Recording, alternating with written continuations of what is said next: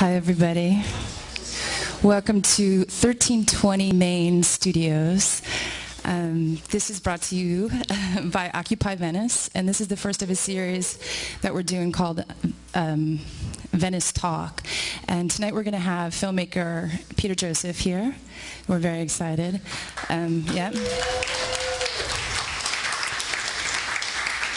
He has made 3 award-winning documentaries, and most of us have seen them. I want to thank, just a couple thank yous before we start, to Jason Lord and Jen Wilding, who are the coordinators of the Zeitgeist movement, to 1320 Main Street for hosting us tonight, so thank you.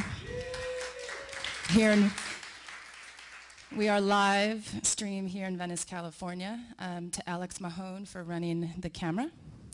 And of course to Occupy Venice and everybody that came tonight to hear the talk. And shout out to all the other Occupies around the world. So I'm going to bring up Jason Lord, Peter Joseph, Jen Wilding. You can come up? All right,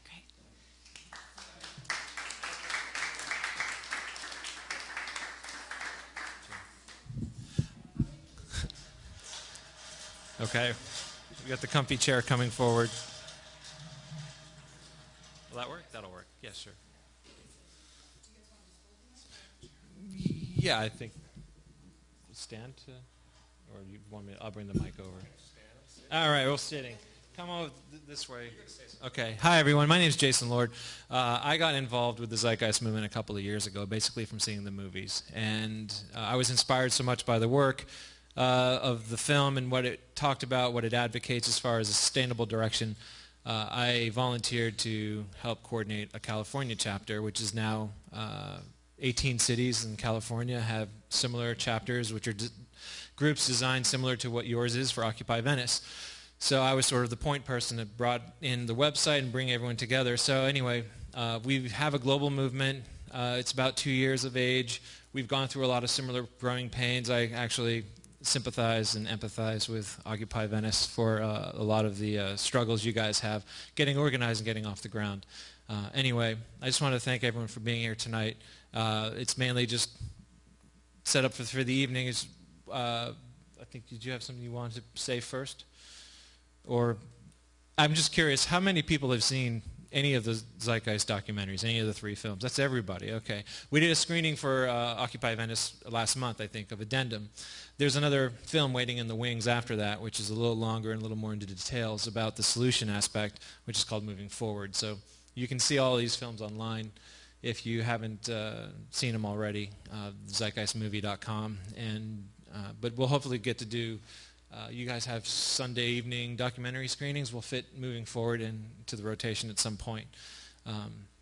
So anyway, thanks. I hope you have questions. If you've seen the films and you're wondering about how this resource-based economic model could ever come into being, how we deal with the political system, how we deal with power structures, how do you deal with capitalism, with the corporate concentration of wealth and the corruption that goes on in the world, have these questions on your mind, fire them at us, and we'll answer them as best we can.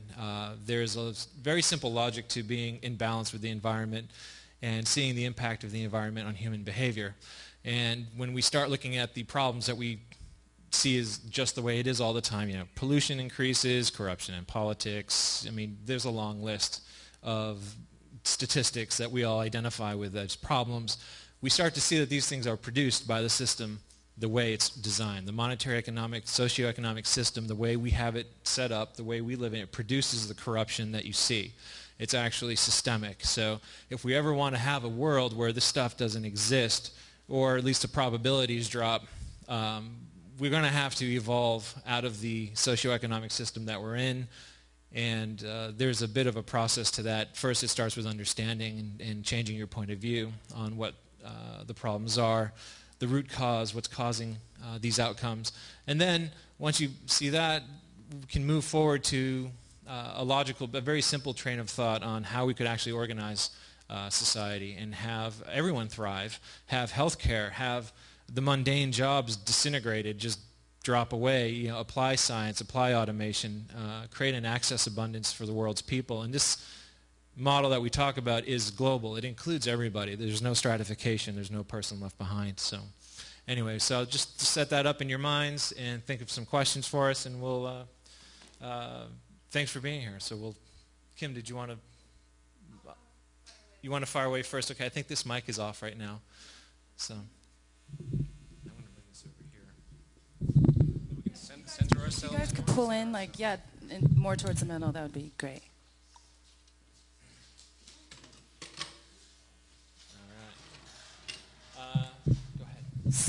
So just to tell you a little bit about what we've been up to for you guys. I mean, you guys have been around a lot, the Occupy movement, but so in support of Occupy Wall Street and the social issues it addresses, in the past 2 months, Occupy Venice has we've had an art event, we hosted movie screenings, we screened Addendum, we've had a music event, a poetry event.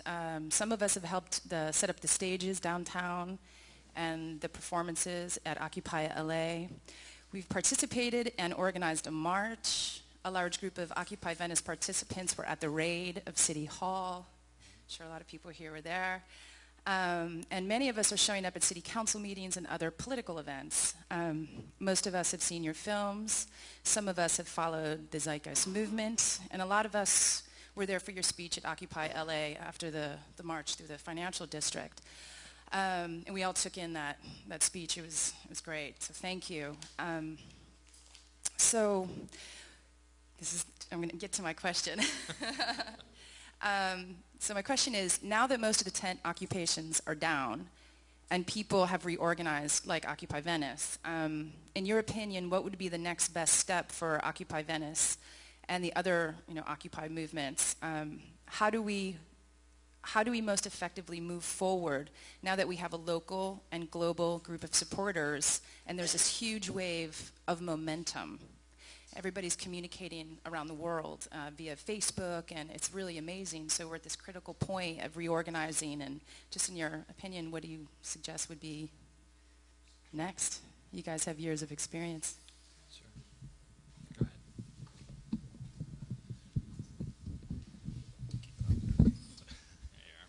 Thank you, sir. What's next for Occupy? I guess until someone starts to advocate a new system or some very legitimate and long-lasting and scrutinizable number of changes that will help some type of resolution occur with all of the problems that are listed and the grievances of Occupy across the world, I'm not quite sure what the next step is. Because if you look at what's happened with Occupy, it's been flattened out as far as the symbol of it, which is the tents and everything else that have occurred. And New York, we all knew wasn't going to last very long. They were working on that one. And LA was very cordially flattened out. And of course, now Occupy more or less exists in the state of mind, if you will. It's, there's not really an occupation, as it were. And that's equally as viable to me. The question is, what do you do? And I think if there's anything that we walk away with here, it's what is the solution? Because if you propose a solution that can be analyzed and logically deduced and then hence understood, and then therefore that train of thought can hopefully overcome the filters that people have that try to maintain this system because they identify with it, slowly that begins to permeate, and then Occupy becomes something different. And hopefully it'll be more of a transformation of the Occupy movement into something that actually proposes solutions. And that's why the Zeitgeist movement is what it is. I mean, a lot of people like to compare the two movements. The Zeitgeist movement's defining feature isn't as much of a complaint or as an activist group. It is the fact that we push forward with a very straightforward train of thought about what it means to live on the planet.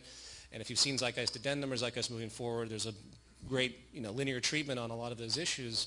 If anyone has other questions regarding that, I'm happy to address that, but that's a long-winded subject I'm not going to jump into right now as far as what defines that. So to answer the question, there has to be some type of project, as far as I'm concerned, a global project basically for redesign that takes all of the frustrations, puts them into utility, and brings people that have the fortitude and education and skill set to basically, in my opinion, push forward with a completely new social system. And that's another huge conversation. I made a little blog thing where I said a parallel government should be created. What I meant by that isn't that you get a bunch of people sitting around and say how they're going to control people like government is today and making laws and all of that stuff. It has to do with what is a legitimate basis, a sustainable basis for society that respects the planet, respects the habitat, and also has the most optimized treatment of public health possible. And And that's a completely technical orientation. It doesn't take Republicans or Democrats or liberals to think that way. It's a completely scientific train of thought. So the parallel government, if you will, is really a group of people that are willing to or already have education on the issues that really relate to the foundational operation of society. And what is that? That's resource management. That's what is labor? What defines labor? Is labor really people, selling gum at an airport because they need a paycheck? Is that really the appropriate use of the human mind, which has an immense infinite capacity? We dumb people down. Again, I'm not going to go through the tangent of it, but what defines the most progressive state of affairs based on knowledge we have today in the scientific revolution that we've had since 3,000 years ago? We've had, maybe it's the beginning of the real scientific revolution. It's gone ebbed and flowed to the Middle Ages. And suddenly now society is beginning to realize it has to be scientific. It can't be political anymore. It can't be superstitious anymore. Our survival is in balance based on how rational we apply the knowledge that we've accumulated through our evolution. And there's the real danger. And if we don't do something, all the destabilization that you have now is just going to get worse. And there's plenty of statistics to denote that every element of life support is in decline. All the destabilization, which is unprecedented on a global scale, can only get worse if you look at where the debt crisis is, the unemployment crisis, and all the things that are weeding themselves out naturally because of the state of evolution of technology and everything else. I'm planting seeds here, by the way, for other questions. So I'm trying to work on some kind of way to explain how a new institution, a global institution, can come together. I had an idea. It was called the Global Redesign Institute. And of course, this builds upon other researchers. I strongly suggest everyone research Buckminster Fuller and Jacques Fresco and many other thinkers that have thought about what a new societal design may be and really latch onto that train of thought. There is no utopian vision, though. There's nothing that you can just say, here it is, and that's it. There's no structural implementation. Technology moves too fast. So anyone that shows you something that says, this is it, they're wrong. It can't be, because by the time that even comes to fruition, considering where we are now, it's going to be long outdated, because the technological revolution that defines our values will continue regardless. So the Global Redesign Institute is something I put forward. It doesn't have to be that, but it's about how do you get people together to redesign society, legitimately create a real economy. What's a real economy? It's the proper management of the Earth's resources and the proper management of public health. And you put those two elements together and you get a self-referring type of logic that comes from the ground up that basically dictates what our values should be if we expect to live in harmony and balance and not have wars and disease and famines and all the destabilizing elements we have now.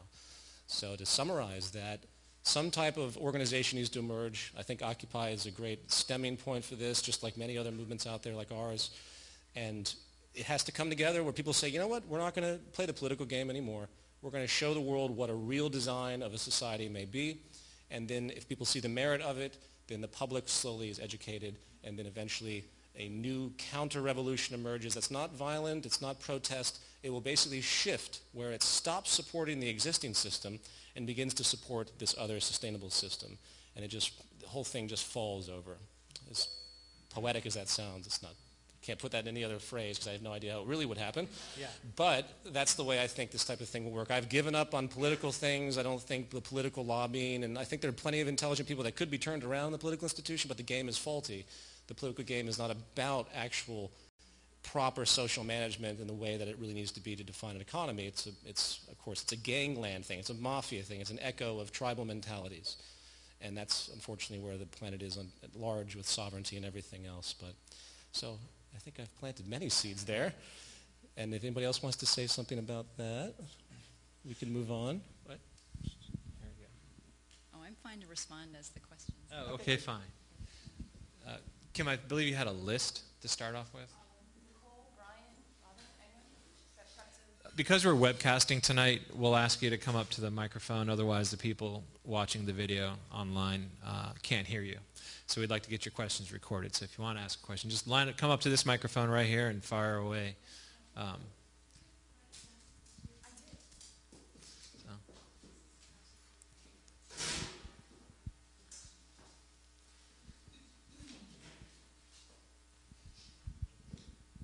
First of all, thank you. You talk about our economic game of differential advantage. How have you personally changed this in your life? As far as how I don't participate in differential advantage, personally? How you personally? Well, the first thing to point out is that differential advantage isn't something that you really choose in this system. You either work the game that's been set up and survive fiscally, meaning you have a job and you pursue it, and you are basically in competition to the organization you work with, the corporation, or you're in competition with other laborers that want your job. Differential advantage takes many different forms, and I always want to point that out. In order for any of us to survive, we all have to engage in that type of semi-corrupt social behavior. That's just the kind of social Darwinism that's been set up. That's just the way it is. I mean, for example, but to answer your question, I would say that one thing I've done is I've not made my films scarce. So my films are available for free and downloadable for free. So I do have a semi-commercial aspect to being a filmmaker. I have to generate income to make more films. That's just the way the system is. But I also don't take a full-on commercial route, and I give it away for free, which is a very difficult line to walk if I want to support myself. That's about the closest thing I could think of. I mean, I certainly don't behave, and I think many of us don't behave in ways we would consider to be overtly greedy, as it were.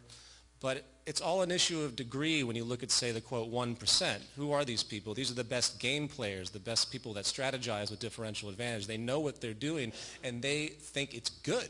And why wouldn't they?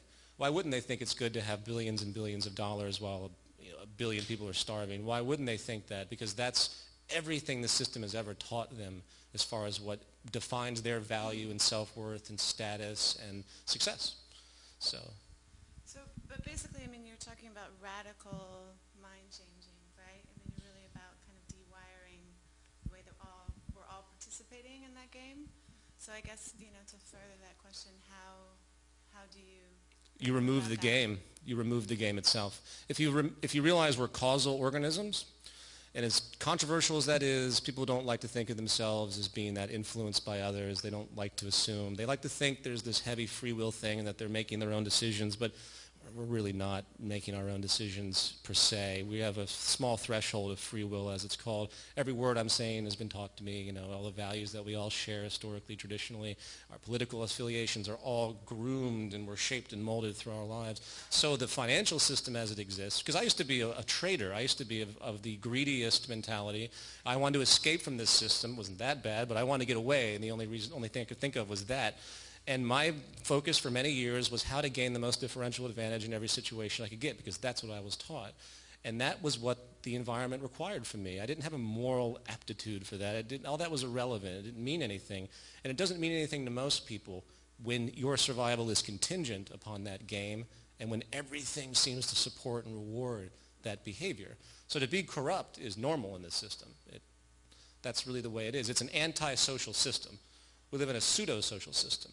So my point, though, is that the environment is corrupting all of us. And if you want to change human behavior, yes, it's going to take an introspective thing for especially now, obviously, to see how many people are suffering, all the things that's going on in the world, the horrors that really are a consequence of this system, to have that empathy, and then to realize that, yes, you might be able to change yourself to a certain degree, but you're still playing the same game that you've always played.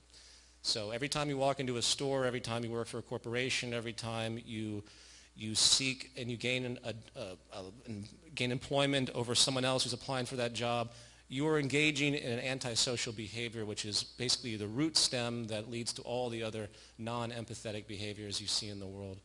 So, until the system changes, not that much can be said. There's the paradox, though, the chicken and the egg thing. Who changes first, the consciousness of the people or the environment that produces them? Obviously, it's going to be a combination of the two. But I firmly believe in the symbiosis. There's no way you can deny it. And if you want to raise kids, I'll give you this example just to throw it off the cuff, which makes the point, but it's also on another subject. People say, oh, hoarding and greed, that's a natural human tendency. People love to think that way. They like to think that people will just behave these ways regardless. So if you had, say, a grocery store, and everyone could go into the grocery store and get whatever they needed for free. It was just there. The vision is that someone runs in there and grabs everything and runs out for some strange reason. But that's just what this culture has groomed. But if you think about it, if you go into a grocery store now and say a mother comes in with her kid, and the kid grabs something, and I'm talking about in present day, and puts it in its pocket, and the mother would grab it and say, no stealing. It's a value thing. You're not supposed to steal, right? And the kid grows up learning that that's not appropriate. They don't even learn that it's against the law first. They just learn it's not right. And the values that the parents implant are there. So you can take that same value manipulation that happens, that conditioning that occurs through parents, you can apply that to, say, a social system that isn't based on money, where a kid goes in the store and starts taking stuff, and the mother says, no, you don't do that in this system. And it's just as easily as you can condition them not to steal, you begin to condition and groom them not to take advantage of their environment of excess, to how unsustainable excess is, how it's amoral, if you want to give it that term, to want so much more for yourself and less for others. You see what I mean? So all the values could really be easily shifted if the approach was really there in the educational system and in, of course, what's rewarding us in the environment. So the balance between our consciousness now versus how we're produced is the ultimate transitional question. And that's where I rack my brain at all times. That's why the educational thing is so hard. You know, you got to get people to change. You got to tell people they're wrong in everything they hold dear, and that doesn't fly very well sometimes, unfortunately.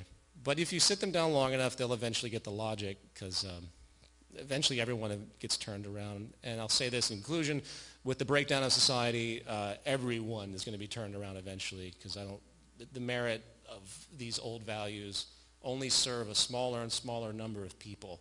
And then eventually there's going to be a sort of an empathetic revolution where even the multi-billionaires are going to start to think, why is everyone in this horrible state, most everyone, and why am I so rewarded? And I think something will trigger, because it's not sustainable for them either. The next stage is violence, unfortunately. It doesn't mean that anyone's going to trigger that. We're going to trigger that. No. Violence and destabilization go hand in hand, and that's my biggest fear. And that's why you have all these billionaires trying to just go in and help. I really believe the fear of the millionaires and billionaires that whatever the organization that was developed recently, they're afraid because they see the destabilization. They fear for themselves because what's going to happen? We already have protests against banks, protests against corporations. What happens when they show up on their mansion's front lawn? You know, that's just around the corner. So one way or another, the system will self-correct. The question is how. Will it be smart and intelligent and move cleanly and transitionally, or will it blow up? And that's, I think, the greatest fear we all have, is it blowing up and turning probably for the worse for a long period of time. I think we're all more or less just scared.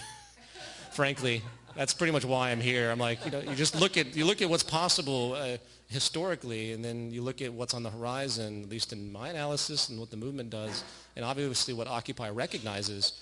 And you begin to see that Occupy should not slow down. No movement that's seeking change should slow down, because what's on the horizon could just be that much worse for everyone if some kind of really strong educational awareness action isn't taken. And eventually I think it will evolve into non-conforming processes, Martin Luther King style things where you're not giving in to certain systems, such as getting a hold of unions and getting the unions to stop for particular periods and showing corporations certain control, and then having certain demands that echo the new social system. I could ramble on about transitional elements of how you could socialize, for lack of a better expression, society that would move slowly, step by step, from this system to a new system based on abundance and resource management and proper distribution of labor, and actually taking care and producing good public health. And if someone has that question, I can expand on that to some degree, but I think I answered your question before. Can I ask one more question? Is that okay? You've taken on a lot of agendas under one roof, and I'm curious if that's been, if you feel at this point if that's been a detriment in terms of the conversation, and I mean, for me? About that. Well, the project and the nature of the film and all that you're discussing is many agendas, so. It's more simple in my mind. It's one big evolution where it's traditional assumptions clashing against an emergent reality. You have all of these people holding on to their identities and everything they've been taught, and the really fearful need that they want to believe everything they know is right, and that's it. It's final. The old cliche of the stubborn old man. He just doesn't want to learn anymore. He's just locked in. That's how society is. It just keeps evolving and trying to lock itself into fixed states. And it's just not going to work that way. There's too many powerful things. So to me, it's just one big battle, whether it's religion, whether it's philosophy, whether it's economics. It's this failure to recognize the impending change that's right behind you all the time, and that you can't have any emotional attachment to what's happening now at all if you expect to be fluid in your evolution. And of course, that's counter to most of human reactions, unfortunately. We're still at that kind of baggage of evolution where we baggage of evolution where we want to have an emotional identification with everything when really, and that's why we advocate computer technology for management of resources, because it loses that, what on one side a beautiful thing, the emotional element's beautiful, wonderful, it defines a human being. When it comes to management, it really gets in the way of what we're doing when it comes to our sense of self-preservation and our fear impulses and the fight or flight, the lower reptilian stuff we have, that dominated us for so many centuries before the cerebral cortex pulled out. We have brains that can think, but we tend to be hyper emotional still, especially when you challenge people's beliefs, especially when it comes to the economic system, which is the greatest religion of all time. So, I hope that makes sense. Oh, Jen had something. I just wanted to add, when you were mentioning that you thought it was many agendas, I guess the way that I look at it as if we could pick an agenda that addresses as many problems as possible, which one would it be? And to me, that's what the Zeitgeist movement is doing, because it's one root cause. It's really getting to it. It's first understanding that all of the problems that we're talking about are essentially technical. Getting that understanding. All of the problems that we're talking about are essentially global. If you really think about it, that we're all connected, that you can only run and hide for so long before it will come and get you. We've realized that our environment, we're all connected. Even economically, we're connected. We're sharing the planet. It's technical. It's global. We need it to be sustainable. So it's about, can we take what we know, intelligent information, which we have the science and technology right now to do this, and decide on a system that addresses that. We just need to do it in a big way. And if we were to take that approach, then we would solve most of the problems that we discuss at events like Occupy, which is why, to me, that's the Zeitgeist movement, or movements for getting off the monetary system, a resource-based economic model, is putting your eggs in the right basket, because it does affect so many things. I guess that's the way that I look at it. Thank you. You're welcome. Did you have your hand up? Did you have a question?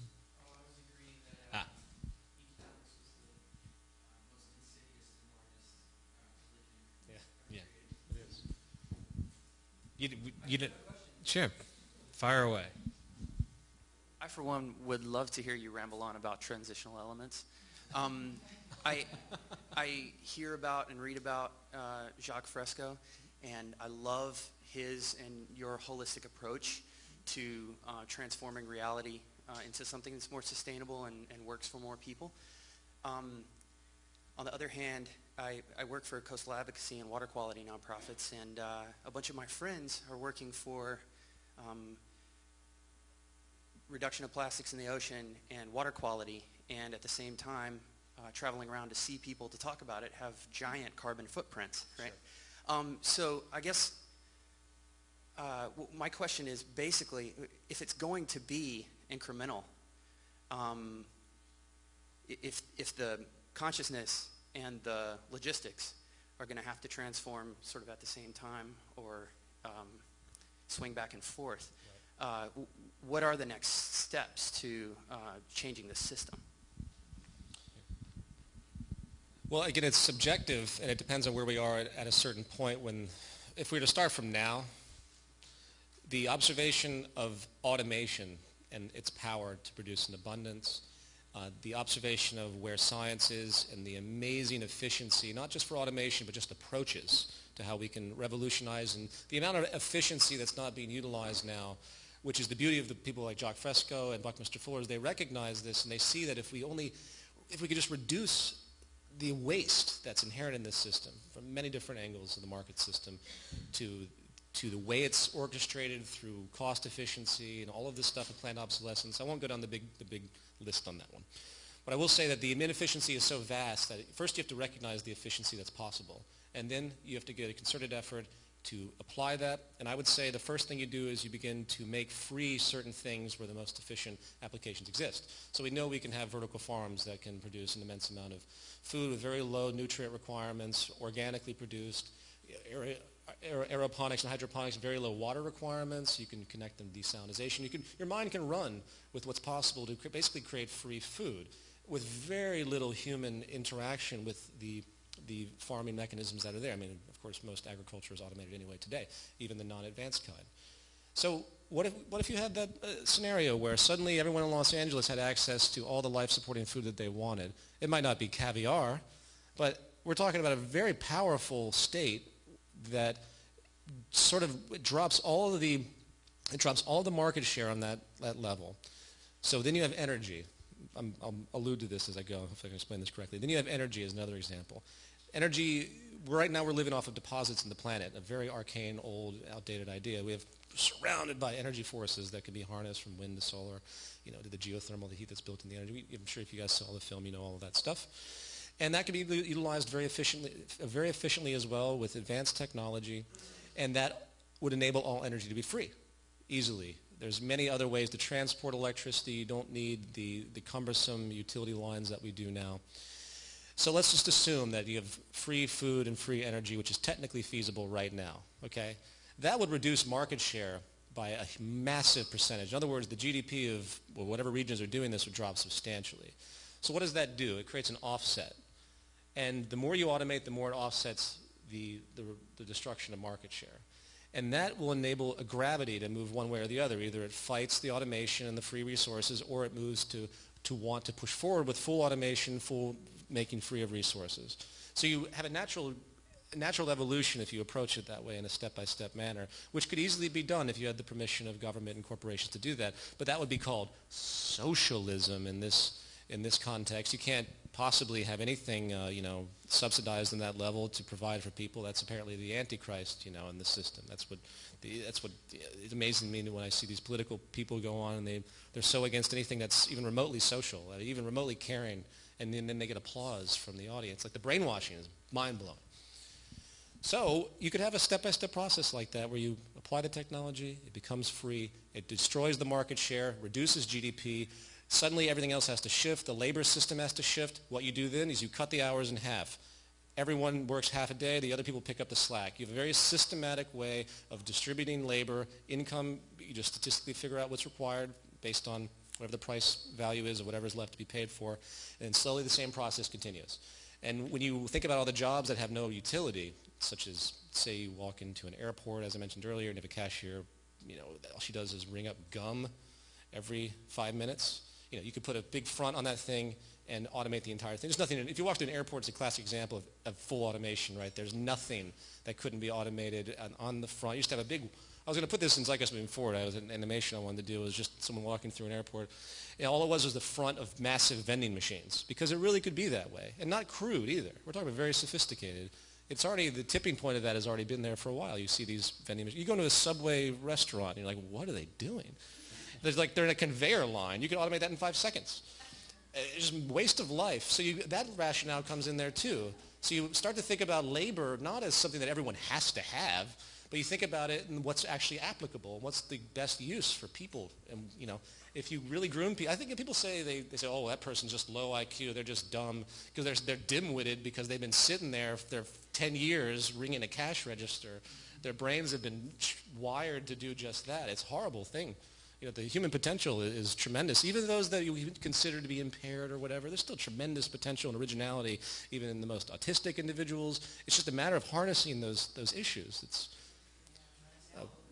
sure. I mean, I can ramble on and on still, but go ahead.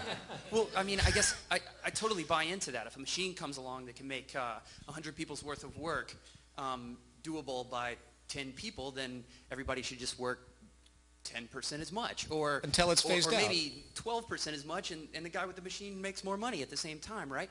Right. But the question is, how do you make that palatable politically in our current context, right? The guy who starts the vertical farming is, in our current economic context, going to want to make an assload of money, right? Well, and therein lies the subsidization issue, though. What has to happen is a new level of what people condemn as socialism, where you don't even have to call it subsidization. It's just getting the access to the resources required. So you conscript, is the right word? to conscript? Yes. You conscript is a nice way of saying taking. You get the state to authorize conscription, which is, again, a huge no-no in the capitalist world. But it's required where instead of using money, it doesn't mean you're just taking people's resources and property. These resources need to be nationalized for the purpose of producing this issue, and that's that because it's going to benefit for everybody, and we're not going to have profitability in that area. Now, these have failed historically because all the systems that attempted to do that were extremely inefficient, and they were fighting the monetary system the entire time. The closest thing we had, of course, was the Bolshevik Revolution, which if you actually talk to people, and this isn't to compare the two, by the way, as far as what was traditionally known as communism, but if you actually went back and looked at the people that were involved in that revolution, you'd be amazed at how enlightened the people that what they believed in were before it became corrupted, before the world turned against them, and it turned into a completely different social approach with a dictatorial approach, unfortunately, because they were fighting. There's far too much risk. It was too premature. It wasn't ready yet. In fact, that was the best comment I heard from a 90-year-old woman in the 1980s that was in the Bolshevik Revolution. She said, when this all happened, I just realized that human society was not ready yet. It was the smartest thing I'd ever heard because she was absolutely right. But because that was before the age of technology, there was more of a moral relativism as far as human class association. So this is a different paradigm today. So to answer your question, no, you couldn't do it in the monetary system exactly like that. There would have to be some level of, quote, government intervention to get it done, or a constituency of other people that stand beside the government that have so much money that they're able to actually do it themselves with this in their intention. Now, that's going to be a hard one to find, too. We have a lot of billionaires out there, but how many of them are really doing anything remotely social? They set up their little nonprofit foundations, which are tax havens. They throw a couple million here and there, which is a vast, tiny percentage of whatever their company's worth is, and they get their little credits to make it seem like they're altruistic and humanitarian. So that's part of the difficulty of it. But it could be done. I could write a whole treatment. I intend to write a transition plan with two different things. One is the approach of a step-by-step, and the other is approach of basically how to get people together to, well, I hate to say it, but basically the grassroots revolution, if you will, where the participation in the current system becomes null and void, and it's more of an overthrow, but nothing like an overthrow you would hear, from in a traditional context. In other words, I don't believe the government would ever do what I just described. I don't believe I think they'll do a little bit because they'll be so in fear of the rich people will be so in fear that they'll be willing to subsidize certain things just enough to create just enough stability, but I just don't think that's going to last because of the other failures of the system that are on the horizon. So in the incremental approach, is there a way that we can get people to stop voting against their own interests? Education? Well, you say voting in the sense of... Well, I mean, assuming that the transition is going to take place at least part of the way with our current form of, like, quote-unquote democracy, I feel like there are tons of people who are voting in their own social and economic, not in their own social and economic best interests in our country. Nobody is participating in their own best interests. Right. I'll let Jason talk about that too, but I'll just say real fast that the ultimate paradox of this system is that everyone is doing everything for the short term. Mm-hmm. It's a short-sighted perspective. The profit and survival is so short-winded that getting people to see the broad view.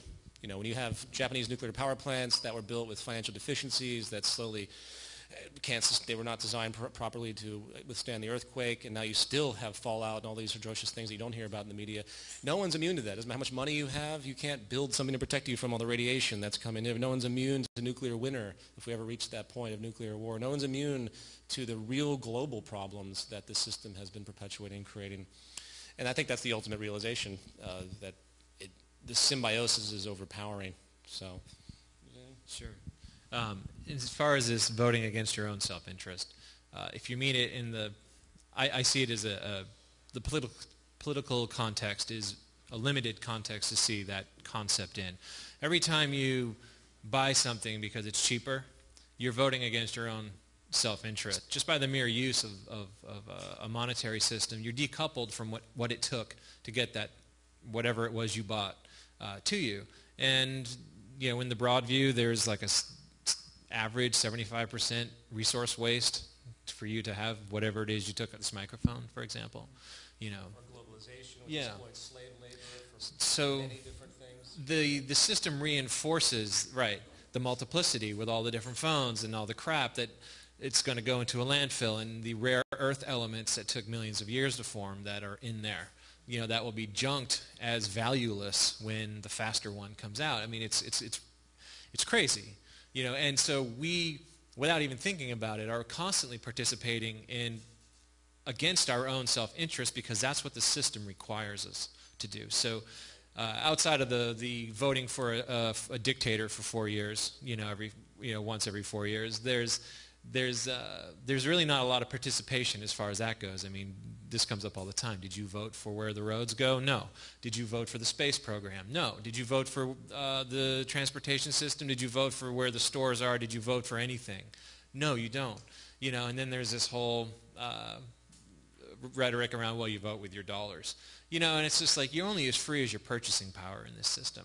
So those people, it's stratified. There's a mass of people that have no vote. They have no say. So that's complete nonsense to make a statement like that, thinking that there's this level of equality that doesn't exist. So anyway, so when you use that phrase, voting against your own self-interest, you also explain the context in which you mean it in, because the political context, they're not there to represent you. They're there to represent the establishment, to keep things going, to keep things just comfortable enough to avoid unrest, which with the environmental impacts, that mentality will fail eventually. It's ecocide to keep doing what we're doing. So they're not going to be able to keep the comfort level up environmentally, you know, even though they just talk about money sequences and GDP. And then voting against your own self-interest, it's required by the system just to compete, just to pull money out of the money supply so you can have access to things that were probably against your well-being to make to begin with, yeah. And the servicing too. It's a service. Oh, yeah. It's a service system. The whole system is based on service, not resolution. So whether it's cancer, whether it's your car being broken, the entire thing is based on the necessity of inefficiency. If there's anything that's the absolute antithesis of what an economy should be, which is preservation and, of course, good public health, which is the point of the human relationship, it doesn't want any of that. And that's what makes the conundrum so powerful. Is right now the efficiency is so staggering of what's possible. It's just incredible what we could do. This system would not sustain itself if any of those efficient methods were put forward. And that's really the ultimate evolutionary outgrowth. That's where this system is phasing itself out. It's not, no, it used to be good. Everyone used to be a producer in this system, so you'd fish and I would cut down trees. And that made perfect sense for some kind of barter system and all that stuff. But now it's a completely different revolution of technology and the tools that we establish. And we've just completely transcended everything that's defined the current economy. And back to that point, now everything we do is the antithesis of what good health is. Everything, from top to bottom. You can't escape it until the system's removed. I just wanted to say that I think that some of what is key is that there's a window of opportunity where there is a collapse, in that a lot of the secret is in the community, and what's going to naturally happen among people who are concerned citizens like yourself that are trying to make it work is very similar to, you know, what Occupy as a whole has done. Meaning, right now I know that they're going to foreclosed homes, and so that's a little bit of a mindset that we could tap into, of noticing that the reason why we have homes, and then we have people that need homes, and it's not that we don't have homes to put them in. It's that we don't have a working system. You know, they're not able to work the system in order to have those homes. So it's not a resource issue. And when we start to focus with enough people to realize it's not a resource issue, we can do this with community. You'll start to see, well, here's a lot of resources that nobody can even operate because it's not part of the system, right? But how can we create something from it? How can we take community and take our existing skills and create something from that? And I sort of feel like that's at the heart where things are going to start. It just needs to continue. The important thing is to keep the goal for something that doesn't also become into tribalistic communities, to recognize this is still temporary. We're going to do this until we get enough people together and can start designing a system that's global that carries these same values. But I think that's the secret. And we don't really know all the opportunities that are going to be available to us yet, but I like that Occupy, to me, is really great. It's like when you think about occupying property. You're there, people can see you, and there's a statement in that that we kind of found out, well, yeah, you can't just do that. You can't just do that, but there's a statement in that when enough people set out to do something, you can do it for a little while. So how many more people can you convince to do something, create something, to help become sustainable in small groups, but continue to educate so that it doesn't become still, because that's still a position of scarcity.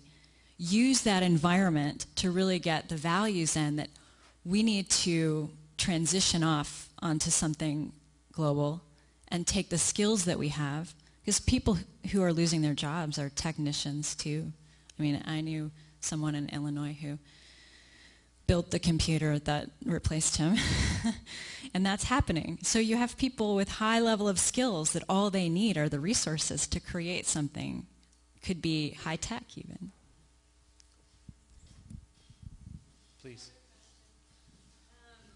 My question is how you sustained the movement during those growing pain stages.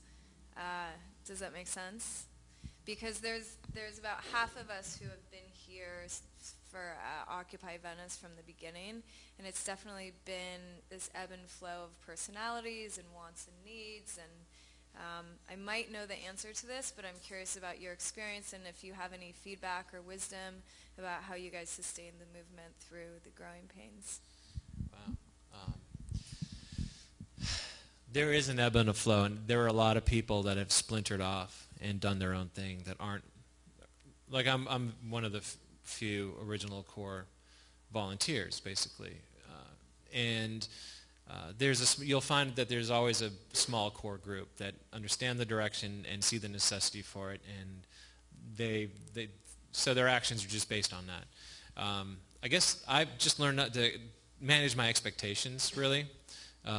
I would love for the whole this idea to catch fire worldwide, and then have enough people want to start exercising some new values, basically, to make a transition. But as far as how to do it, I don't know. I would say one thing is to keep, when you're dealing with volunteers, you have to keep in mind of the resources you have available. When I say resources, I mean like also skills, technical skills, like someone who can operate the camera for the webcast.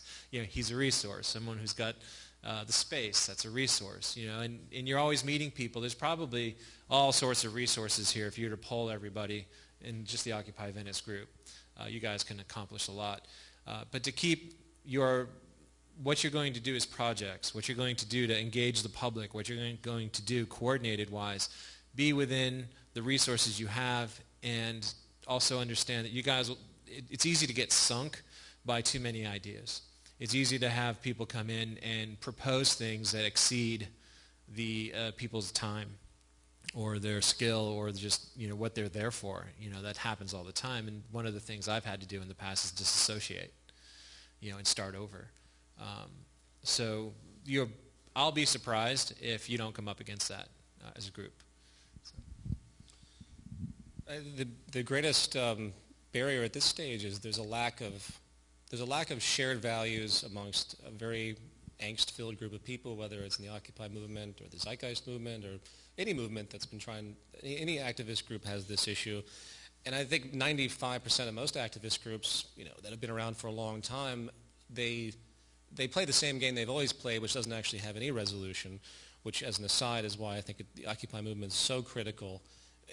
Any movement that's global in nature, that's recognizing and addressing the system, the financial system as the root cause, to me, is the highest level of awareness and activism that there possibly can be, and sadly most communities are not. But bridging the difference in those communities, which is my point, is that biggest barrier we've had. I've had numerous angry exchanges with people from Greenpeace and lots of things where they really believe that the system is about legislation. They don't get it. They don't get that the foundation of the system is corrupt, therefore the corruption breeds like ants coming out from the refrigerator because there's spoiled food behind it. They just keep killing the ants and they don't realize there's something else going on. So what Jason just pointed out is great too, on that practical level, but on a broad level, every single person that's engaged in any of these movements really has to kind of wear it on their shoulder and really have the courage to show that identification and educate others, and then critical mass will hopefully assess itself. And bridging all the Occupy movements across the world, that was the most wondrous thing to me, is when I was like, okay, Occupy Wall Street, and boom, I was like, there's Europe Occupy, and in Latin America, I was like, wow, this is amazing. This is exactly what I have been hoping for. And that, I hope, will hold itself up, because that's really the most powerful place you can be, is this unification of humanity. The ultimate catalyst here, and sorry to deviate from your question, is really the critical mass, and find a way to preserve it, maintain it, keep it balanced, keep it sane, and then showing force with the mass at very pivotal, strategic ways, nonviolent, of course, where you just... The end of Moving Forward was the ultimate gesture of that. I don't know if anyone saw that. The ending is a depiction of this. They go to the financial center, and there's a bunch of police, and there's the cop's looking at the crowd that he sees, doesn't realize that it goes back all the way up the entire island of Manhattan. And at that stage, there's no fight anymore. There's nothing the police can do. There's nothing politicians can do. And I believe that that's really where the gem of this lies, not only from the standpoint of the sort of battle, if you want to call it that, but the unification of humanity. Because that's really what's at stake here. You have to get the human society as a whole on the same fundamental page as far as the values of what supports them and creates public health, which I'm sorry to say we are not even remotely close to. That's what makes it so staggering when I think about it more so, is that we're not even remotely close. The entire fiscal system is based on an assumption of human behavior with a complete decoupling of our resources and public health and our scientific vocabulary and ingenuity that we've discovered over the past 3,000 years. And that's the ultimate conundrum. So, sorry to ramble, but I would say that keeping the unification going and trying to bridge differences as well, apart from what Jason said, is really, really, really, really important. And hopefully that fundamental train of thought, resource management, what constitutes good public health, ground-up reasoning, will permeate all of them. Because there's really, in my view, there's no denying it. I don't know anyone that has ever, I've never had a logical disagreement. The only one, everyone that gets backed into a corner, all they say, it's against human nature. People cannot collaborate, doesn't matter if it's right, you can't have it. They dismiss it based on that premise, and that's the underpinning of every major market theorist on the planet, from Mises to Keynes to the other ones I don't even care to remember. But if you really dig, and I've read all these complex treatments, and it really comes down to that. It's a failed traditional assumption that people really shouldn't attempt to try and get along on a larger scale. And that's the ultimate value shift, the ultimate bridging of the human family. And I think it's about time that happened anyway. So, and our survival basically depends on it in an age of advanced weaponry that can wipe out all of us at a whim.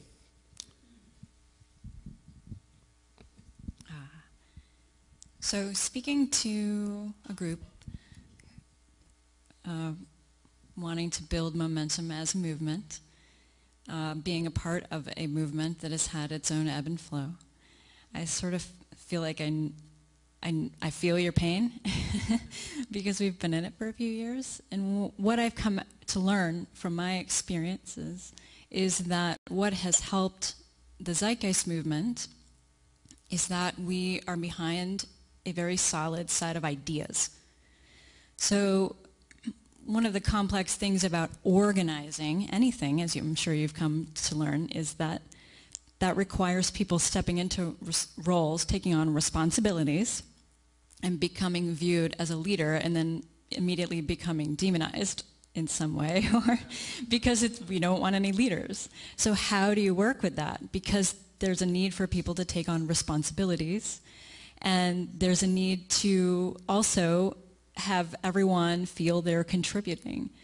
The way that we've done that is that we started out with a solid set of where we're going, a solution that we're holding to. This group is a little bit, you have a common anger and, just discord with what's going on. And that's what's brought the group together, and I think that's why it's huge, because that's huge common ground. And as soon as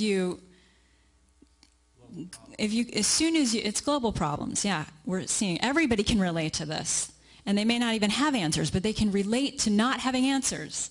They can relate to this is not what life should be like. There should be something different. I don't know what, but so as soon as you come to a set of solutions, you'll probably start to see division, unfortunately. So I sort of think it's to Occupy's advantage that the common peace element that has been growing is just unrest of we need something different, and to keep that going. As soon as you pick one thing, you're going to have people immediately say, that's not what I would have picked, and step out. And then maybe even argue with you or fight with you, and then you think, wait a minute, I thought we were all in this together and creating a solution. And that's happened even within our movement. But what we've been able to come back to is, but we had this from the start, that this is what we're for. And as long as we educate enough people as to why this is the best idea, and we focus on this, then, that's our strategy. So I would just say that's one thing that has been something that always reorients the group, and that you can't really take it too personally, because it's always either there's a personality conflicts over something and you work it out, but if it's something over the main thing that everybody's focused on, you can easily say, no, actually that's something different than this, and wish them well and say, what I always say is, it's not going to happen with one movement, it's going to happen with many movements. So I don't view people who have another bent as being antagonistic, unless they're actively being antagonistic, but that they have a different opinion. I just say, that's great. Let's recognize that your strategy is a different strategy, and allow this group to prop this one up, and just go with that. That's all that I can say. But it is a challenge with the whole leaders thing, I know. Also, another thing that our group recognizes is that you won't hear us talking as much about democracy as a solution. It's almost viewed as a little bit of a limitation. And let me explain. In that, the kind of way that we view the problems we're talking about is that they're technical. So there is a technical solution to, knowing the resources of the planet. How do you feed more people? There would be people who have better answers than if you polled all your neighbors on the street. So we keep the focus on the scientific method for social concern, which really cuts through. You can have a respect for everyone's opinion, but at the end of the day, there's an equation that fits the outcome that we all vote for. So what we're voting for, in the democratic sense, in our movement, I guess I should say, is a shared outcome of we want community, we want a global system, we want technical solutions to be implemented. And when I say that, I hope that you know that I mean they'd be forever improving. It's not the end-all, be-all utopian, all problems solved. There will be new problems, I think, and I would welcome that. It's about time for some new problems. Yes. I don't know about you, but I'm ready for some different ones. I mean, this whole war and poverty and all this needs to go.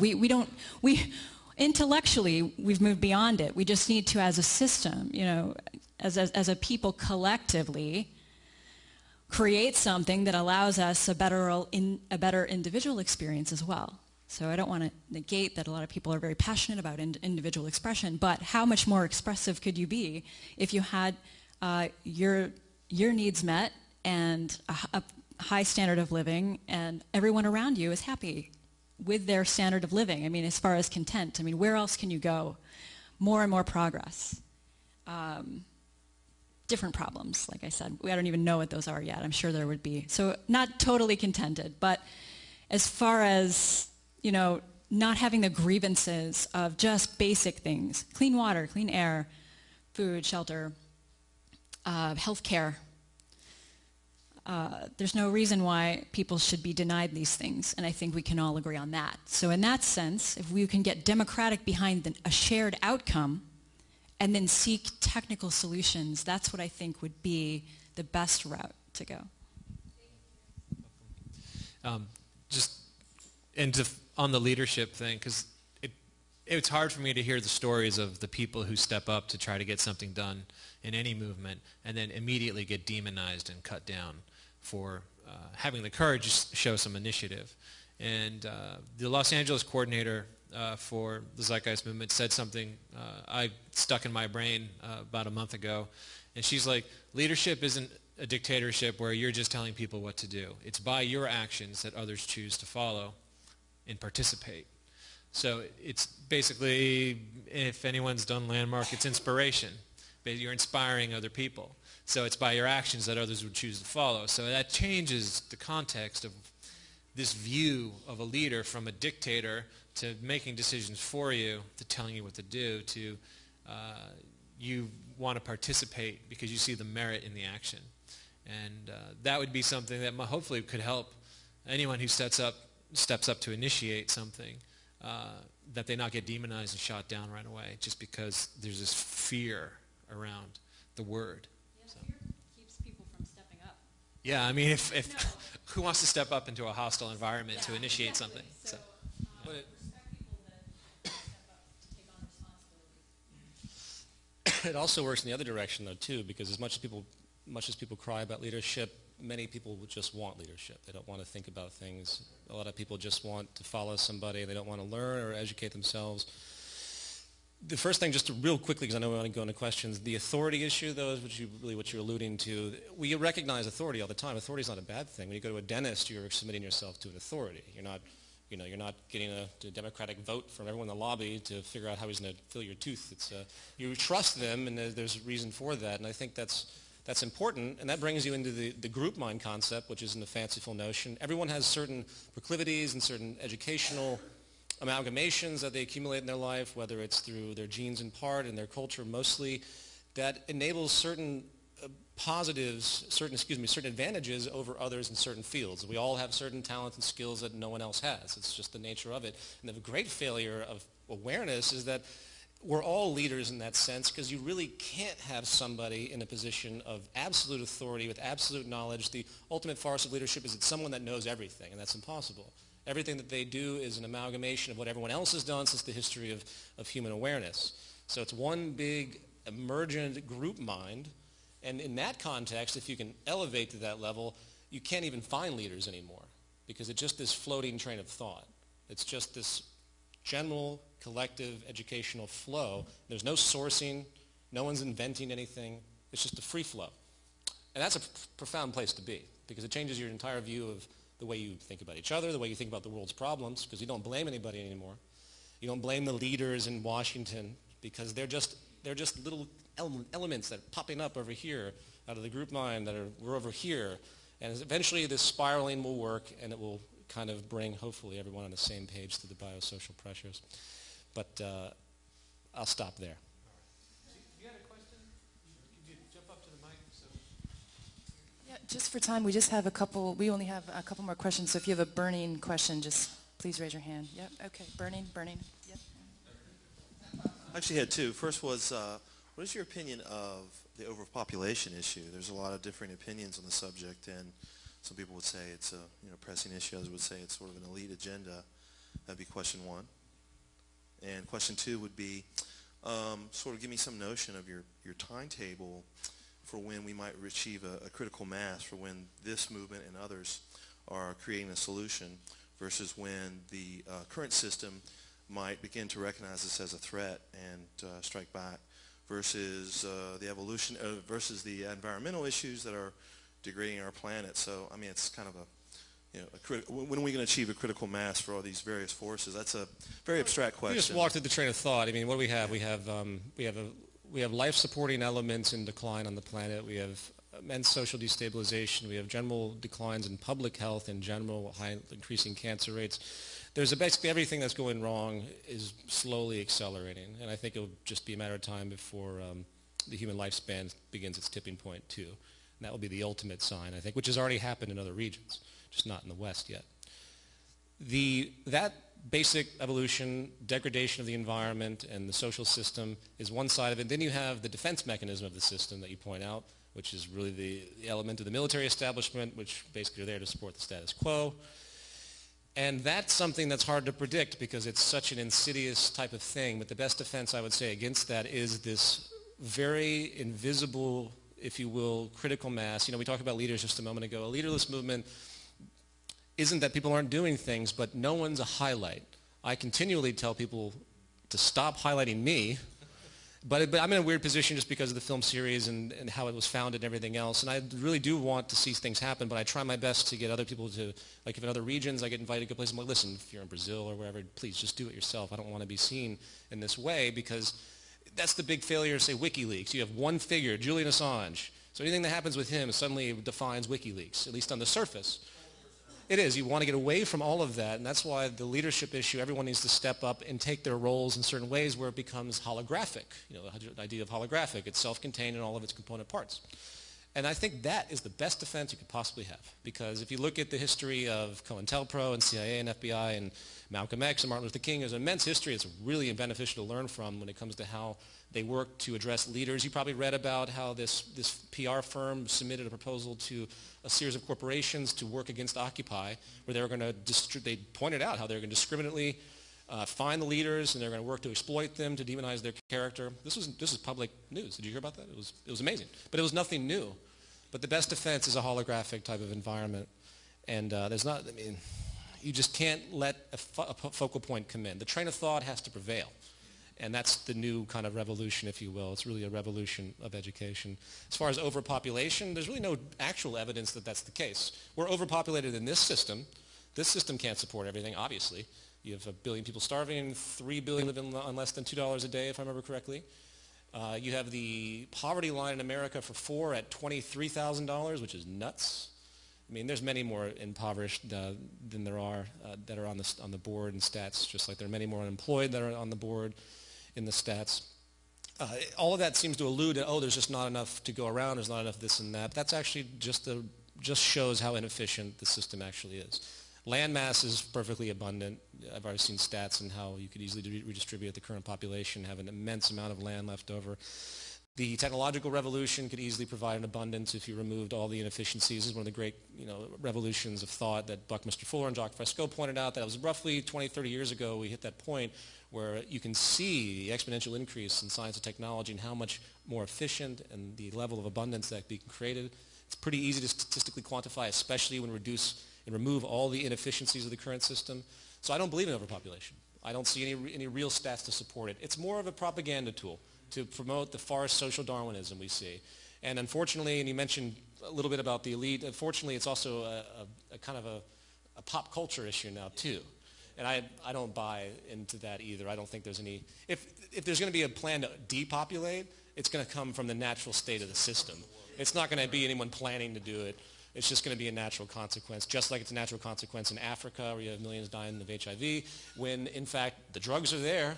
People can survive now, but there's no money there. And there's no more, they're too busy exploiting the resources of that region, the gold, everything else to care. They want that totally destabilized environment just like they do in the Congo and everywhere else that you see this stuff. So long tangents on how the system's used and wants and materializes abuse for resource acquisition, everything else, globalization, but I'll stop there. Time for one more, I guess? Yeah.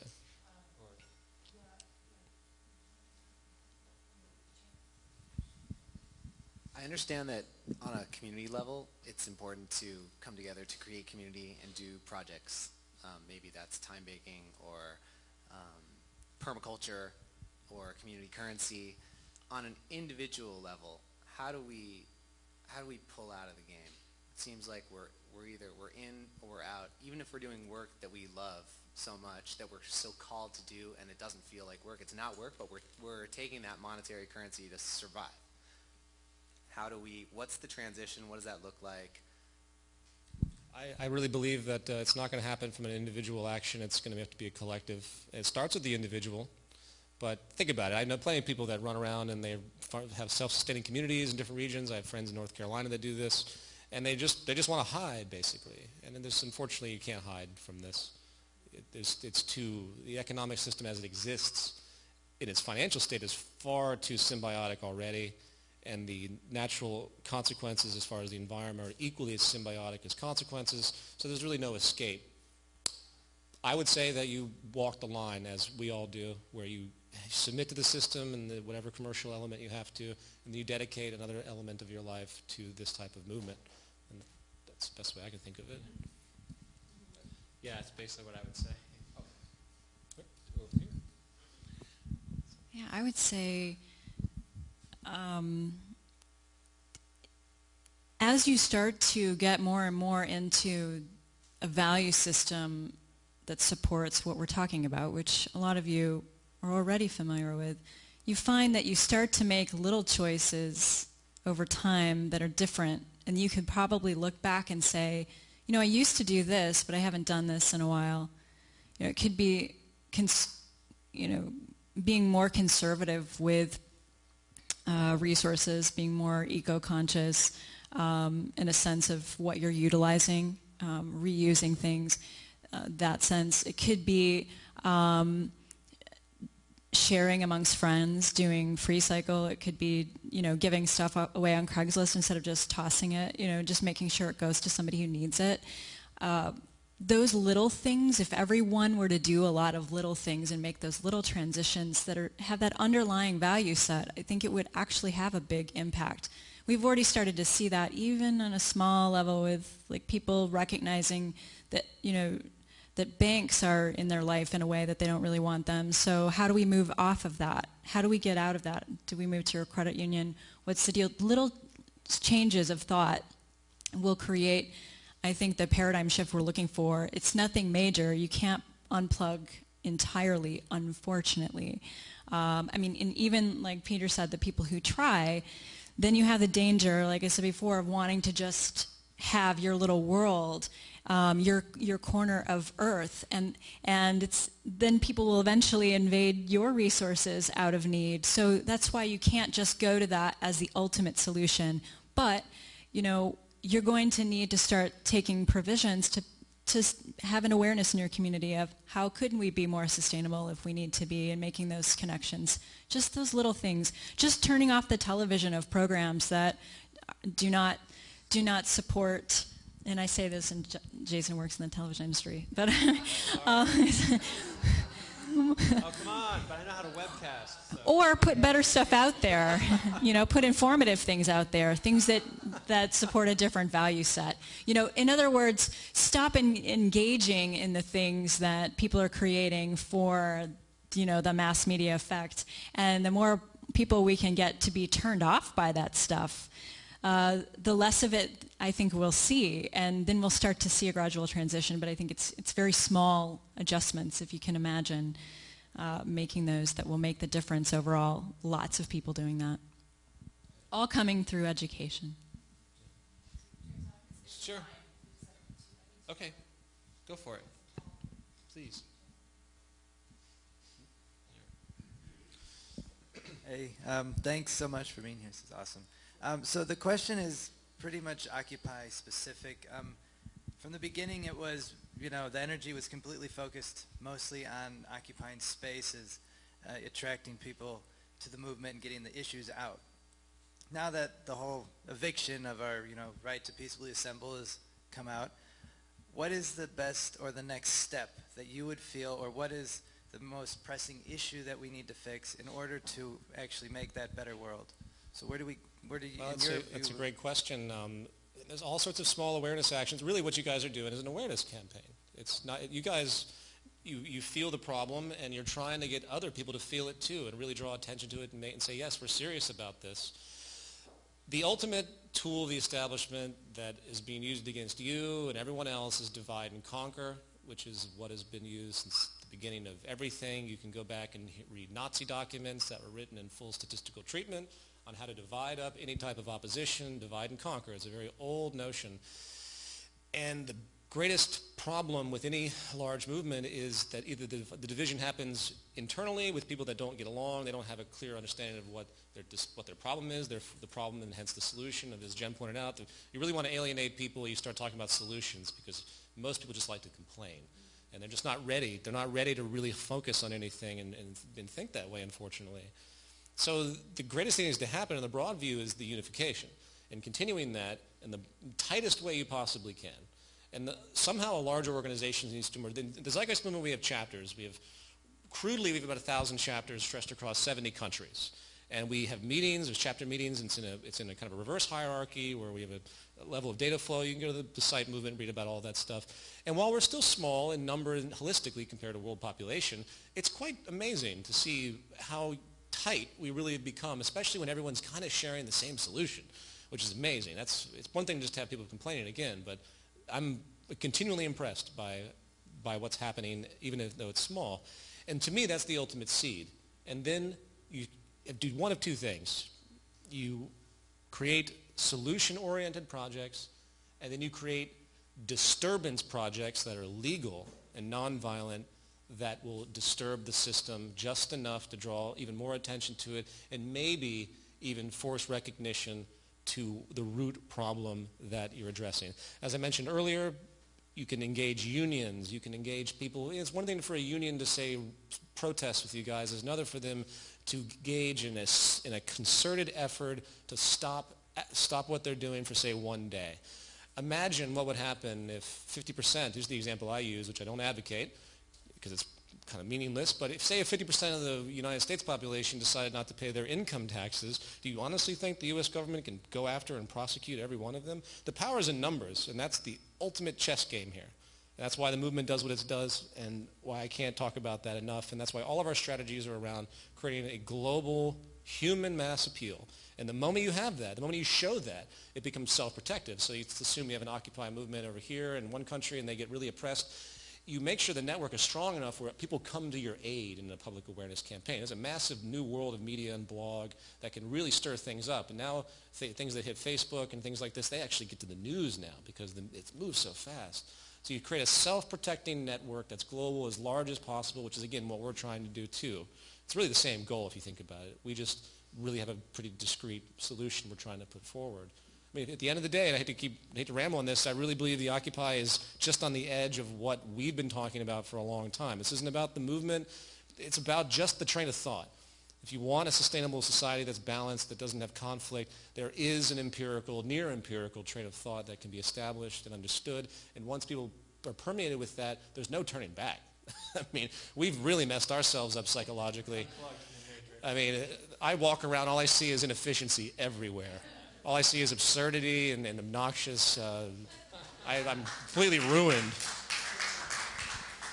But that's part of the process. So do whatever you can to keep the strength of it going and create programs and projects that are always in concert globally. That's why we have global projects too. So, sure. I was going to say, one of the things that we really are up against is that there are a lot of traditional stories out there that say that something like this is not in the cards from one way or another. From a nationalistic perspective, there are stories, you know, our people versus their people, us versus them. Religions, there are stories. Our God, you know, would want it this way, da-da-da-da-da. The key is to try to find where we have common ground that we can all agree on, and that's where there isn't a story, but a technical reality that we can access.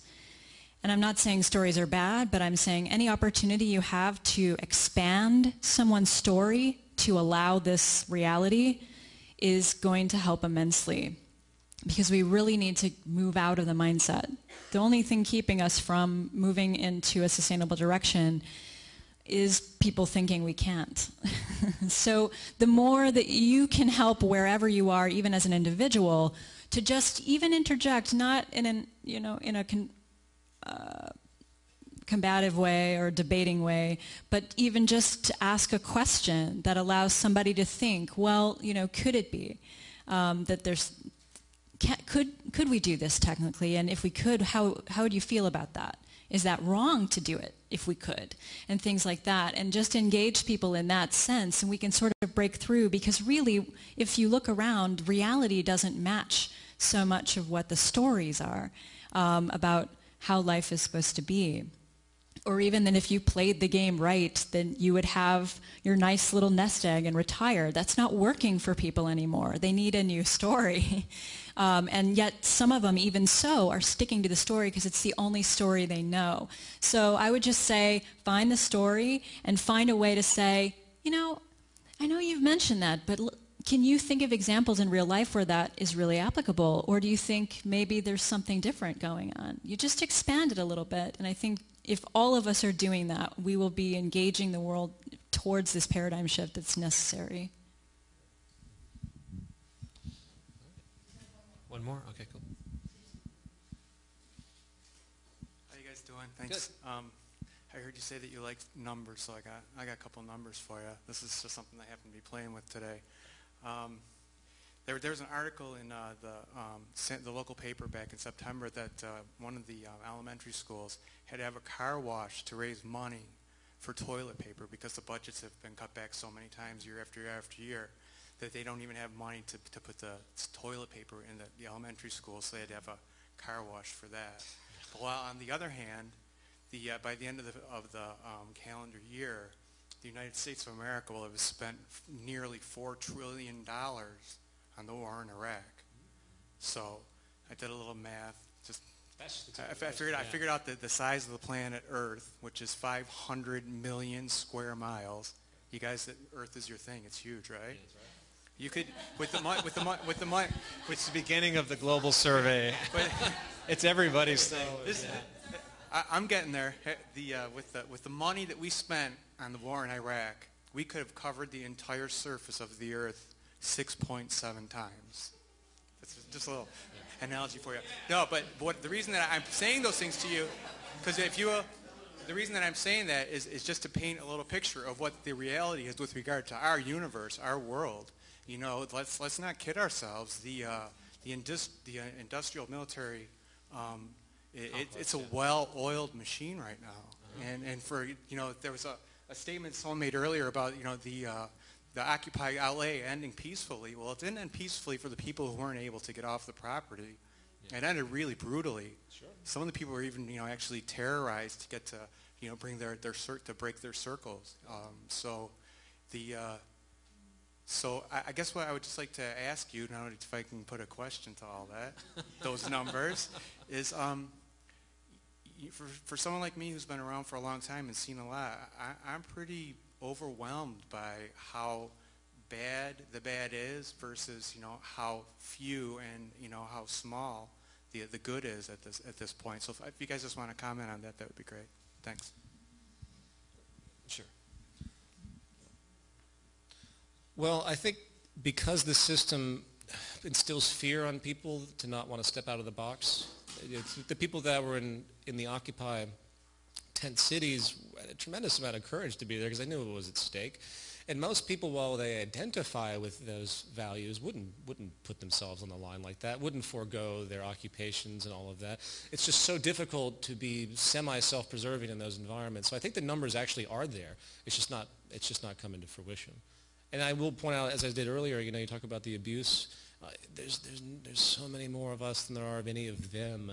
That all it takes is some type of extremely concerted type of work to show what the power could be on a global scale. And that's what I continue to advocate. I think that's really where it has to be. I don't see this coming from small groups anymore. Either it goes global and it goes with mass, critical mass, and it does actions that simply can't be stopped. Not bad actions, not illegal actions. All it takes is people just not to participate. That's all it takes. It's actually really easy to see how fast the military-industrial complex are still run by people. There needs to be a campaign that really works to show what the military-industrial complex is. I was originally going to do a documentary just on that issue, but I'm doing something different right now. You could have in huge, the banonwar.com. You can be amazed that if you think about it, you could begin to create a subculture that moves against so many pivotal establishment ideas that eventually will be brought together into one. I could ramble on a lot about those issues, but each one of them can be pinpointed, targeted, and then assessed, public awareness brought around it as far as the detriment of it, and then you begin to unify all of them and show its systemic source, because it all comes back down to economics. War is an economic extension.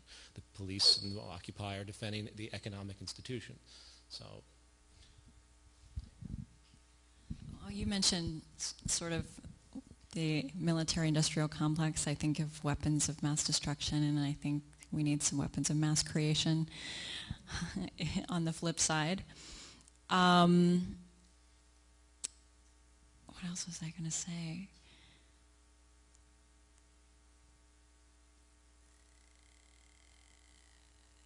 It's one of the things as an individual and an activist, it's easy to get bogged down with the negative. I would just say try to temper what's going in of negative. We get really excited about the blame game and, oh, look at this, and passing it along. I do too. Oh my gosh, can you believe this? Be conscious that you're part of that, and try to balance it out with something that is, look at what we can do with technology. What if we did this? Try to balance out your language and communication, and if you could even eclipse it a little bit of the, with positive, with just what is possible, then I think you will feel better, and people around you will feel better, and that it can be possible then. Because really, like I said, what's keeping us from this is people thinking it's not possible, and the more and more we circulate all the negative, and even this, there are things that are appalling and jaw-dropping, and there's some sort of factor in that. It's why that's all you see on the news. It's so easy to get really, really depressed about things. Make a concerted effort to notice what you're putting out, what you're sharing. It's fine to talk about the problems. Try to point somebody in a possible, solution, a different way of thinking. And if you even that out a little bit, I think it'll be a little bit easier to get by. And I think that's where our strength's going to need to come from anyway, is helping to build ourselves up by what is possible. All right. Thanks. Kim, did you have anything you wanted to close out with? Or I don't know how we are in time. Do you have time for that? It's up to Grant from the studio. Do we have, yeah? Yeah? Okay, Are you guys? At the mic so we can hear your question on the... Thank you for being here this evening. Sure. I'm involved with the Sangha of Thich Nhat Hanh. I don't know if you guys are familiar with him, but through his Sangha, we're getting involved with setting up sustainable communities that are largely independent from society at large. And I know you did touch on that, and how that really isn't sustainable for the long term. But have you guys, or the Zeitgeist movement, thought about implementing this parallel system that you have discussed by creating some sort of sustainable communities? Do you want to touch on that? Or? Okay. I'll just say real fast, quick fast answer is no. Because again, in the long run, there are plenty of people doing that, and I think that's great. It's not something that I think is a protocol for the movement. It was just far too important, the educational stuff that we do. And eventually other actions, for example, time banks could be utilized, rather than the kind of semi-escapist and sustainability kind of thing where it's a lo-fi type of environment, which I completely respect and understand. What if you had other programs to enable transition, such as time banks, where you have people beginning to barter labor and removing the circulation of money? That's a great way to stifle the system and also give people a chance to get their services met. And this is rampant in New York, not rampant, but it's popular in New York and some other regions. Of course, the U.S. tax law is a little spooky there, but they seem to be getting away with it for now. But those are more important to us. If we're going to do any type of action that is going to help people in that sense, it should be equally working to remove the system. So there's the kind of the chess game that I like to work with. There's a few other angles you could talk about with that too, but time banks are the best that I've come up with, because you're removing the circulation, you know what I mean? You're bringing down GDP. The more people that choose to do that, I hate to say it, but the faster the problems of the system become exposed, because they're exposed already, but if you remove GDP, they'll drop down faster. And I hate to say it, but there is going to be a collapse type of catalyst here that will push people forward, and at that stage, having sustainable communities might be at a disadvantage in a certain sense, because of the things that Jen pointed out regarding people in their how they'll behave in positions of scarcity. I just want to add, one way to look at it is that the Zeitgeist movement doesn't take a position on it as something we say, go do this, because what happens is that that's where everybody puts their focus, and there's no focus for the end goal, or what we're really going for.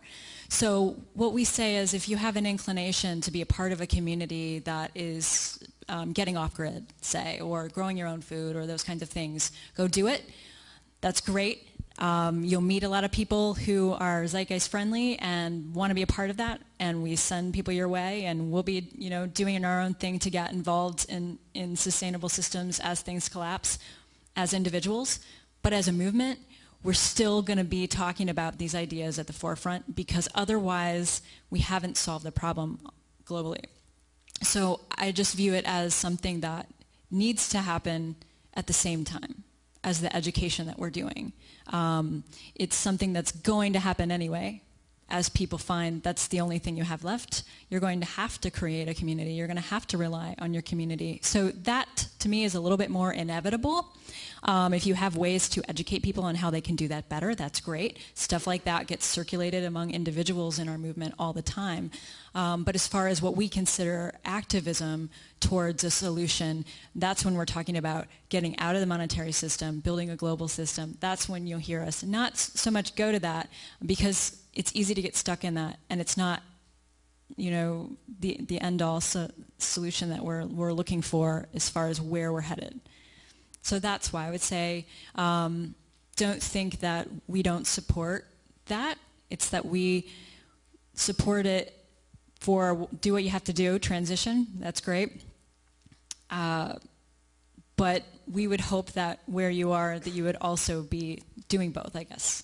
That everybody's doing both. Also add that anything that's more efficient is anathema to this system. So if you do have the resources to be off the grid or to install renewable energies like solar panels, if you have the financial resources ultimately to do that, that's a great thing to do, because the more efficient we become, the more less reliant we are on the infrastructure of this system, the faster this system fails, because it has to have constant consumption. And again, the technological element is leaving the market system behind, and that's the ultimate, clash that I keep speaking of. But I agree with you. If you, do what you need to do, but keep the larger view. Now, concerning the parallel system, how is it implemented then? Well, that's a huge question. How do you implement a complete revolution of a social system? It's not going to be some easy thing. Obviously, it's really a battle of religions in a certain sense. I hate to say it that way, but that's how vehement people hold on to, vehement their behavior can be as they hold on to their identities. People identify with this system. They see themselves in it. They think their acquisition of money defines their success, and it's a religion. So how do you do that in a very solid, peaceful way? Again, as I mentioned earlier, it's a step-by-step process where you could have a step-by-step socialization, if you will. You apply the technology, you remove human labor, make things cheaper, you bring more people to work, divide the labor day up, and you just slowly make a tipping point.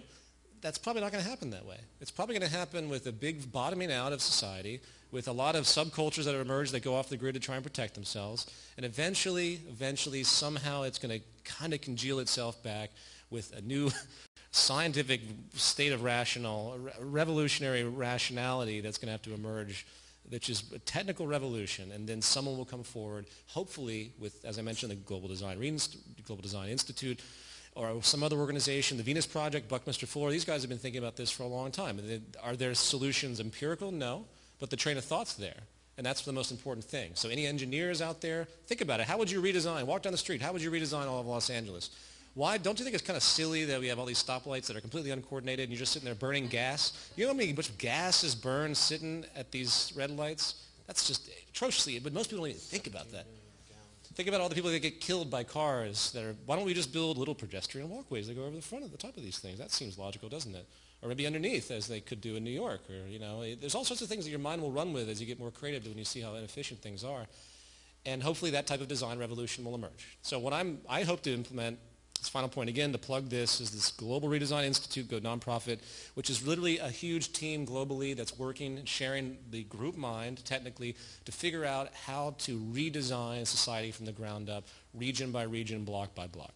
And then eventually you have conferences, and you bring whomever to a conference and say, boom, here's the whole west side of Los Angeles, completely technically redesigned. No money, they're not thinking about money, just think about what's possible. Think about what's technically viable, mathematically possible with the resources and state of knowledge we have now, with the ultimate protocol of efficiency, abundance, and self-sustaining elements and all those things as the rule, which is what defines an economy. So if you can get people to do that, then you'd be ahead of the game. Unfortunately, I don't know of one institution that really does that.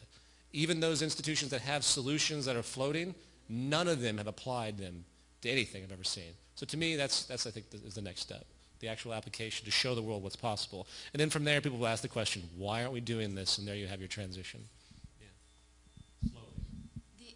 The actual system, the global system, would first consist of taking an inventory of all the resources on planet Earth and then going from there to decide like how things would need to be designed. So that's why even if you designed it in small communities, it would undergo a complete redesign because it would need to factor in all that's global. And without money as a limitation,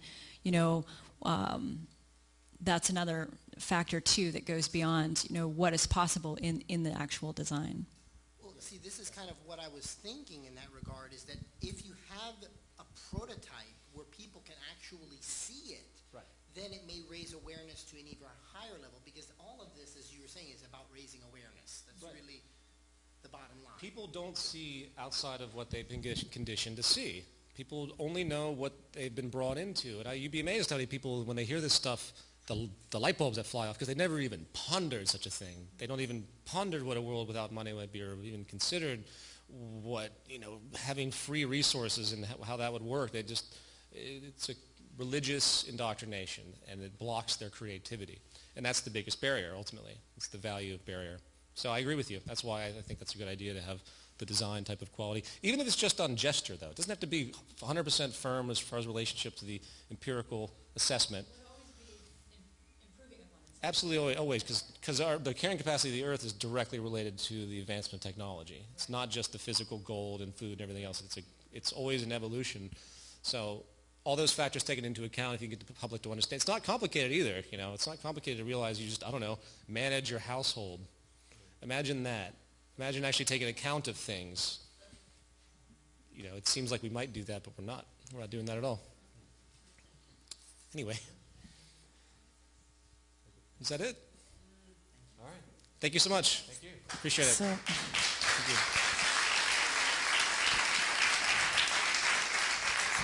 So we just want to thank Peter, Jason, Jen, and 13 Main Studio. This is Grant, one of the owners of the studio. He just wants to make a very quick announcement. So thank you, everybody. Thanks, Grant. Thank you. Thank you. This is no mistake that you're here tonight. I also started earthprotect.com, which is 4 years ago. I started this environmental website with the idea from image to action. Okay. I'd love your help. You have an environmental story, you have an environmental video, you want something to change, this is a place to put it. We help get the story out. That's it. We don't gain anything. I completely pay for everything that happens on the site. This studio helps to pay for it. You being here tonight is supporting that. And thanks for coming. Great. And I'm taking pictures as part of an art project. If you're interested, I'm right there. All right. Thanks a lot. Thanks, guys. Thank you. And that's it. Thanks for coming, everyone. We're going to shut down the webcast, and video will be available for anyone who wasn't able to make it tonight. I'll get it to the appropriate party, so you can repost it and let other people see it. So, cool. One more quick announcement from Occupy Venice. We have our General Assembly tomorrow night, 7 o'clock, behind Ananda. You can go to occupyvenice.org to find out more details. We'd love to see you there.